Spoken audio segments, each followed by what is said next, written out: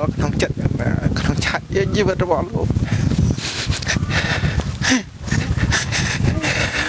ហើយដូច្នេះសូមសប្បុរសជនព្រមទាំង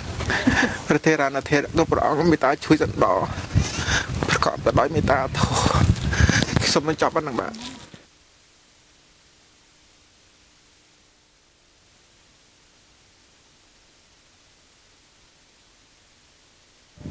ចាក្រុមការងារយើងខ្ញុំបានយកអំណោយពីសប្បុរសជនយើងនៅឯនេះសមុទ្របានយកមកជូនលោកយាយលោកយាយហើយនិងបងប្អូនដូចជាកង់ចំនួន2សម្រាប់បងប្អូនធ្វើដំណើរទៅរៀន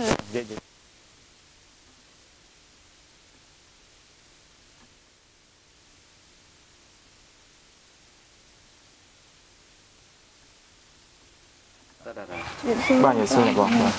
ងអាចរៀបរាប់ពីជីវភាពរបស់បងប្រាប់ទៅបងប្អូនយើងនៅឯនេះសមុទ្របានជ្រាបផងបងបាទក្រុមគ្រួសារខ្ញុំទាំងអស់មានសហការទាំងអស់មាន2ទៅ10នាក់នៅក្នុងបន្ទុកខ្ញុំហ្នឹងដែលបងស្រីខ្ញុំមានមេរោគដែលបានស្លាប់ចោលហ្នឹងហើយខ្ញុំខំចិញ្ចឹមជីវិតរត់ទៅដប់ហ្នឹងទាំងយប់ទាំងថ្ងៃ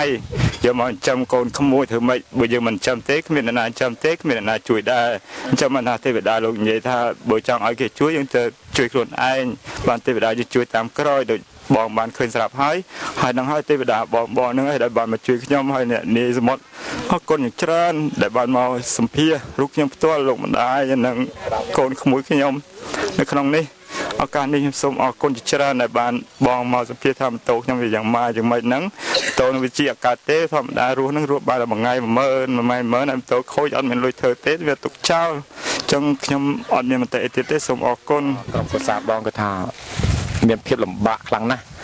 ហើយក៏អញ្ចឹងសំណុំពរថាឥឡូវហ្នឹងម៉ូតូយើងយកអាធន់ល្មមមិនថាអញ្ចឹងបាទគឺថាតាមដែលបងមានប្រសាសន៍ហ្នឹងគឺថាប្រហែលប្រហែល100ដែរអាចជំនុំនៅទីផ្សារយើងនេះបើសង្ការេយើងគេឲ្យប្រហែលជា200ជាងបើនៅឃ្លាំងថ្មីសុទ្ធហ្នឹងវា700ជាងប៉ុន្តែបានតែសំណុំហ្នឹងខ្ញុំអរគុណពេកហើយគេថាលុយសុទ្ធជូនបងដើម្បីទិញជាម៉ូតូចំនួន$350ហើយក្រុមការយើងខ្ញុំនឹងថតជារូបភាពដែលគាត់ទិញម៉ូតូបានមកហើយនោះដើម្បីឲ្យសពជនបានឃើញថាមិនមែនឲ្យលុយទៅគាត់ដើម្បីចាយទេចាយរីដោយអត់ប្រយោជន៍ទេគេថានឹងទិញម៉ូតូដើម្បីឲ្យគាត់ធ្វើបន្តក្នុងការចិញ្ចឹមក្រុមគ្រួសារគាត់ទៅថ្ងៃមុខទៀតបាទសូមអរគុណសូមអរទទួលយក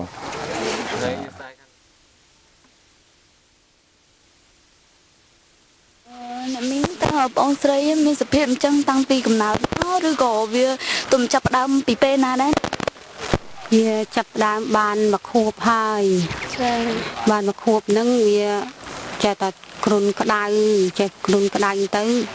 ម្ដាយគ្នាកូនដបងអ្នកដឹងអីអញ្ចឹងដឹងថាយកទៅខាងណាមកខាងណីអញ្ចឹងចេះទុកឲ្យគ្រុនក្តៅអញ្ចឹងទៅដល់ពេលនឹកឃើញណាគឺយកទៅពេទ្យនឹងយកទៅពេទ្យទៅយកទៅពេទ្យគេថាជ្រុលហើយធ្វើនៃជាបានទេវាខកហើយអញ្ចឹងទៅតាមតាណាអញ្ចឹងទៅវាចេះតែក្តៅចេះស្វិតទៅប្រទីតសៃអញ្ចឹងទៅរហូតអញ្ចឹងទៅព្រោះនឹងធ្វើមកចេះតក់ថ្នាំនឹងឲ្យតិចទៅចុកបបោចុកដោះគោអញ្ចឹងទៅបានប៉ុណ្ណឹងនឹង8ឆ្នាំហ្នឹងទៅរហូតអញ្ចឹងមកអញ្ចឹងវាមានរយៈពេលដល់ទៅ8ឆ្នាំបាទអញ្ចឹងខ្ញុំសូមជូនទៅវិញចំនួន200000រៀលស្មើនឹង$50ដែលជួយដល់កូនទូចអញ្ចឹងណាបាទសូមវិញទទួលយកអាណិតមេត្តាជួយខ្ញុំផងខ្ញុំនៅតែឯងមានកូនចៅណាទេសូមផ្ទះគេជោគបានមួយថ្ងៃហូបថ្ងៃអត់ចាសូមបងប្អូននៅនេះសមុទ្រសភាពផ្ទះដែលគាត់នៅសប្តាហ៍ហ្នឹងសូមមេត្តាជួយផ្ដល់ឧបត្ថម្ភថាតាមសទ្ធាចេះថ្លាជួយមេត្តាជួយដល់គាត់ផងព្រោះអីគាត់ឥឡូវហ្នឹងគាត់នៅតែម្នាក់ឯងកូនចៅបងប្អូនអីអត់មានទាំងអស់រស់នៅដោយសារអ្នកចិត្តខាងគេអាណិតគេជួយឲ្យដល់ចុងចាជួយកូនទៅភូមិស្រុកគេអត់មក2គីឡូមកហូបចាជួយនិយាយ$50ដោះស្រាយក្នុងរយៈខ្លីទៅយាយចាបាទនិយាយនេះគឺជាប្រកួតនេះសមុទ្រជួយចាអត់ទៅឈ្មោះអីដែរអូនចាខ្ញុំឈ្មោះស្រីតូចបាទយូរម៉ានទេអូនហើយអញ្ចឹងម៉ាក់ប៉ាទៅណាឲ្យអូនម៉ាក់ប៉ាទៅបាត់តគួននៅតាផលិត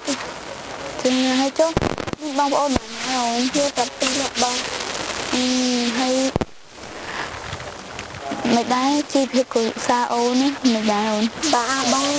ម៉ែអើទៅបេះតួនអស់ហើយនៅបងប្អូន3 4 5នាក់ទៀតទៅបេះតួនអស់ហើយទៅតាមខ្ញុំនៅមើលផ្ទះខ្ញុំទៅមកជួយថៃមិនបានឪពុកម្ដាយហ្នឹងគាត់នឹងទៅបេះតួនអញ្ចឹងហើយបានកម្រៃណានេះអូនចាខ្លះទៅបាន10000ខ្លះទៅលក់ដាច់ខ្លះបាន5000 4000ដែរបងហើយអញ្ចឹងគ្រប់ដែរអូនគ្រប់ក្នុងការចំណាយក្នុងផ្ទះហ្នឹងអូនចាក់បានតិចតួចទៅបងទុកហូបបើចឹងទៅលក់អត់បានឆ្លោះចឹងទៅយកជឿគេបងជឿគេទៀតអូនណាចាដែរអត់មានដាច់បាយអីអូនដែរតែបងដែរញឹកញាប់ទេអូនបានដល់បងហើយមានគេហ្នឹងណាគេឈឺអីធ្ងន់ណាស់អីមានបងមានម៉ែអូគាត់ឈឺធ្ងន់ហ្នឹងមិនឈឺអីអូនគាត់ខ្សោយបេះដូងអញ្ចឹងហើយគឺគាត់ធ្វើទុកម្ដងមកយ៉ាងទៅហើយគេជួយបានហ្នឹងអត់តញ៉ាំបាយទេឥឡូវម៉ោង1ជាងហើយបងញ៉ាំ2ពេលហើយអូនហើយឥឡូវអូនឃ្លានទេមានមកតាត់ម៉ែនៅយើងនោះធ្វើមកទេហើយអូពេលដែលលក់តកូនអត់បានហើយអញ្ចឹងទៅអត់បានញ៉ាំទេអូនប្រហុកបងហុកអញ្ចឹងទេតើរហូតឲ្យតិចតួចនោះយកមកហូបកបកអង្គអីទៅជឿគេបងជឿអ្នកភូមិហ្នឹងចា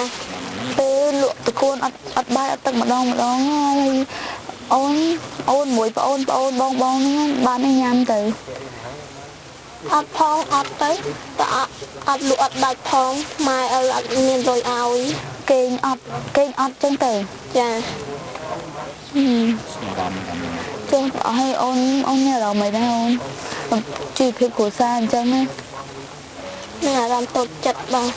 តូចចិត្តចាតូចចិត្តយ៉ាងម៉េចដែរអូនទៅខ្លួនឯងគ្រាប់ពេកគេមានបាយហូបយើងអត់មាន